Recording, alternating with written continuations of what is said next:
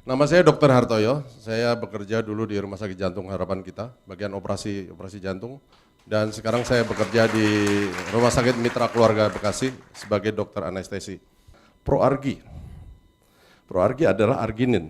Dalam siklusnya arginin kemudian dipecah menjadi citrulline dan di situ memproduksi NO, nitric oxide. Nitric oxide ini sangat populer sekali sekarang di dunia critical care. Ya, sedang banyak dibicarakan dan itu sangat populer. Efeknya banyak sekali.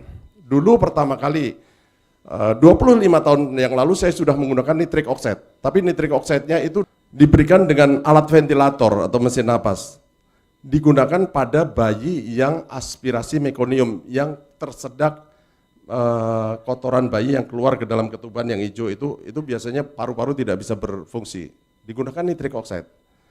Kemudian digunakan untuk yang namanya PPHN, persistent pulmonal hypertension, yang tidak bisa diobati dengan mesin napas yang biasa. Karena terjadi hipertensi paru. Obatnya adalah nitric oxide. Tetapi pengobatan dengan cara ini harus dimonitor dan dipantau kadar nitric oxide di dalam tubuh itu secara ketat. Dan seringkali kalau kelewatan, nitric oxide itu bisa membuat orang jadi yang disebut methemoglobinemia. HB-nya nggak bisa ngangkat darah, nggak bisa ngisi oksigen karena terjadi methemoglobinemia. Nah, kalau yang endogen, tubuh itu mempunyai satu autoregulasi. Nitric oxide-nya nggak akan kelebihan, nggak ada kurang karena ini akan diproduksi secara endogen melalui perubahan siklus arginin menjadi citrulline tadi.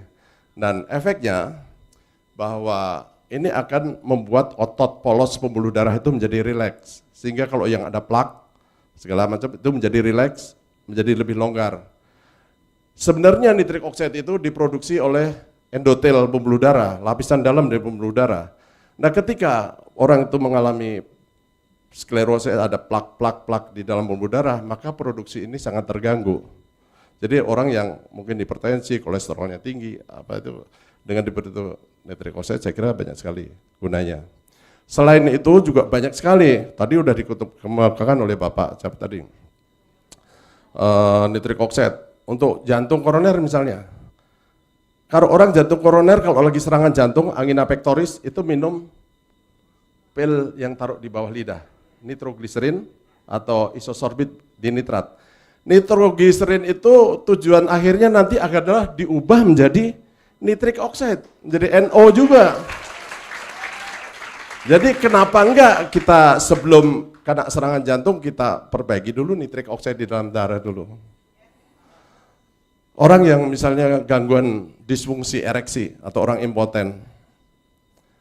Kalau penis itu sebenarnya ada dua macam ya. Kita ngomong penis ada dua macam. Yang pertama adalah tipe muskuler.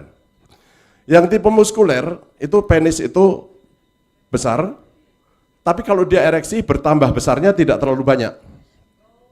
Yang kedua adalah tipe vaskuler. Kalau mati kecil, tapi kalau lagi hidup dia besar. Tegang seperti tomat matang. Nah, yang tipe vaskuler ini, kenapa dia menjadi tegang? Karena corpus cavernosum di dalam pembuluh darah di dalam penis itu terisi. Nah, kalau pembuluh darahnya melebar atau vasodilatasi oleh karena nitric oxide, maka terisinya lebih mudah dan baik. Makanya dia bisa memperbaiki disfungsi ereksi.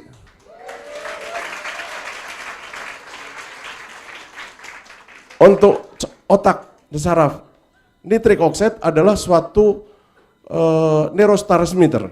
Dia adalah suatu pembawa sinyal pesan antara sel saraf yang satu dengan sel saraf yang lain. Sehingga memudahkan hantaran saraf itu menjadi lebih baik. Masih banyak lagi saya kira fungsi-fungsi nitric oxide dalam metabolisme tubuh kita.